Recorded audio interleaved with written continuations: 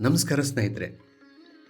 ನಾವು ಇವತ್ತು ಶಿವಮೊಗ್ಗ ಜಿಲ್ಲೆ ಸಾಗರದ ಹತ್ತಿರ ಇರುವಂತಹ ಇಕ್ಕೇರಿಯಲ್ಲಿದ್ದೇವೆ.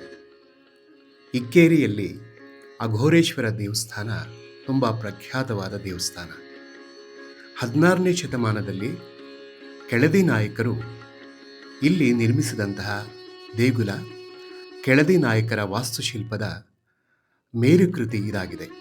ವಿವಿಧ ಬಣ್ಣದ ಶಿಲೆಗಳಿಂದ ಈ ದೇಗುಲವನ್ನು ನಿರ್ಮಿಸಲಾಗಿದೆ.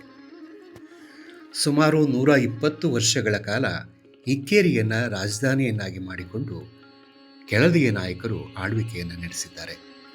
ಇವರು ನಿರ್ಮಿಸಿದಂತಹ ದೇಗುಲದಲ್ಲಿ ಸಿಗುವಂತಹ ಅಕ್ಷರಗಳಿಗೂ ಆ ಕಾಲದಲ್ಲಿ ಬರೆದಂತಹ 16ನೇ ಶತಮಾನದ ಅಕ್ಷರಗಳನ್ನು ಶಿಲೆಯ ಮೇಲೆ ಕೆತ್ತಲಾಗಿದೆ. ಇಲ್ಲಿ ಇರುವ ಒಂದು ನಂಬಿಕೆ ಬಹಳ ಮುಖ್ಯವಾದದ್ದು. 2 ಹಲ್ಲಿಗಳಿವೆ. 2 ಹಲ್ಲಿಗಳು ಒಂದಾದರೆ ಜಗತ್ತೇ ಅಂತ್ಯವಾಗುತ್ತೆ ಎಂಬಂತಹ ಒಂದು ನಂಬಿಕೆ. ಈ 2 ಹಲ್ಲಿಗಳು ಒಂದಾಗಬಾರದು ಎಂಬ ಕಾರಣಕ್ಕೋಸ್ಕರ ಒಂದು ಚೇಳನ್ನು ಅಲ್ಲಿ ಕೆತ್ತಲಾಗಿದೆ. ಜನಗಳು ಸಹ ಬಂದವರು ಒಂದು ಗೆರೆಯನ್ನು ಮಧ್ಯದಲ್ಲಿ ಹಾಕ್ತಾರೆ. ಈ ಸುಂದರವಾದ ಕೆತ್ತನೆಯನ್ನು ಶಿಲ್ಪಿಗಳು ಮನೋಹರಗೊಳಿಸಿದ್ದಾರೆ. ಅಘೋರೇಶ್ವರ ದೇವಸ್ಥಾನವನ್ನು ಒಳ ಪ್ರವೇಶಿಸುತ್ತಿದ್ದ ಹಾಗೆ ನಮ್ಮ ಕಣ್ಣಿಗೆ ಕಾಣಿಸುತ್ತದೆ ಅಘೋರೇಶ್ವರನ ಸನ್ನಿಧಿ, ಗರ್ಭಗುಡಿ. ಹಾಗೂ ಅದರ ಒಳಭಾಗದಲ್ಲಿರುವ ಸುಂದರವಾದ ಕೆತ್ತನೆಯ ಕಂಬಗಳನ್ನು ನಾವು ಕಾಣಬಹುದು. ಇಲ್ಲಿಂದ ಒಂದು ನಂದಿಯ ಮಂಟಪವನ್ನು ಸಹ ನಾವು ಕಾಣಬಹುದಾಗಿದೆ. ನಂದಿಯ ಮಂಟಪದ ಜೊತೆಯಲ್ಲಿ ಕಂಬಗಳು ಸುಂದರವಾಗಿ ನಿರ್ಮಾಣವಾಗಿವೆ. 3 ಪ್ರವೇಶ ದ್ವಾರಗಳಿವೆ ಈ ದೇವಸ್ಥಾನಕ್ಕೆ. 3 ಪ್ರವೇಶ ದ್ವಾರಗಳಿಂದ ದೇಗುಲವನ್ನು ಪ್ರವೇಶಿಸಬಹುದು. ಹಾಗೆ ಅನೇಕ ವಿಗ್ರಹಗಳನ್ನು, ದೇವರ ವಿಗ್ರಹಗಳನ್ನು ಇಲ್ಲಿ ಕೆತ್ತಲಾಗಿದೆ.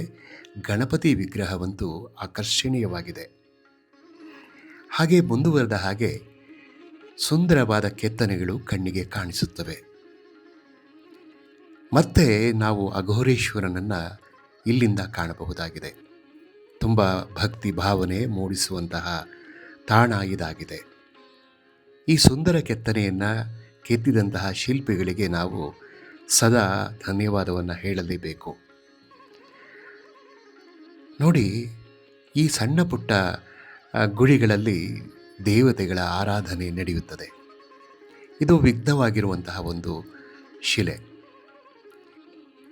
ಇನ್ನು ದೈವಕ್ಕೆ ಹೇಗೆ ನಮಿಸಬೇಕು, ನಮಸ್ಕರಿಸಬೇಕು ಎಂಬುದರ ಬಗ್ಗೆ ಇಲ್ಲಿ ಚಿತ್ರಣವನ್ನು ನೀಡಲಾಗಿದೆ. ಯಾವ ರೀತಿಯಲ್ಲಿ, ಯಾವ ಭಂಗಿಯಲ್ಲಿ ನಮಸ್ಕರಿಸಿದರೆ ದೇವರಿಗೆ ಅದು ಸಲ್ಲುತ್ತದೆ ಎಂಬುದನ್ನು ಸ್ಪಷ್ಟವಾಗಿ ಶಿಲ್ಪಿಗಳು ಇಲ್ಲಿ ಕೆತ್ತಿದ್ದಾರೆ.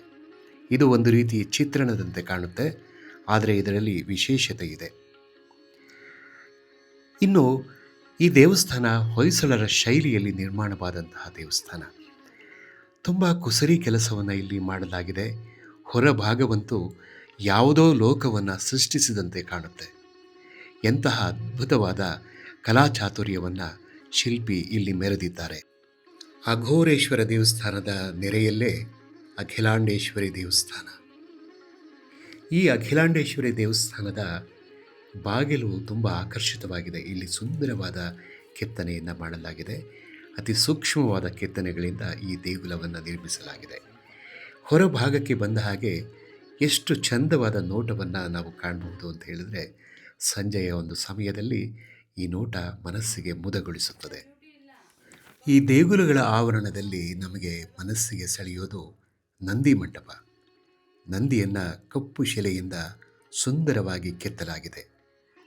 ಈ ನಂದಿ ಮಂಟಪದಲ್ಲಿ ಕೆಲವರು ಏನು ಮಾಡ್ತಾರೆ ಅಂತ ಹೇಳಿದ್ರೆ, ಕಾಲಿನ ಮಧ್ಯೆ ನುಸುಳುವಂತಹ ಕೆಲಸವನ್ನು ಮಾಡ್ತಾರೆ. ಯಾವುದೇ ಕಾರಣಕ್ಕೂ ಈ ಕೆಲಸವನ್ನು ಮಾಡಬಾರ್ದು.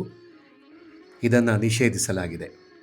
ಈ ಸುಂದರ ತಾಣವನ್ನು ವೀಕ್ಷಿಸಲು ಬನ್ನಿ, ಸಂರಕ್ಷಿಸಿ, ಕಣ್ತುಂಬಿಕೊಳ್ಳಿ, ಆನಂದಿಸಿ.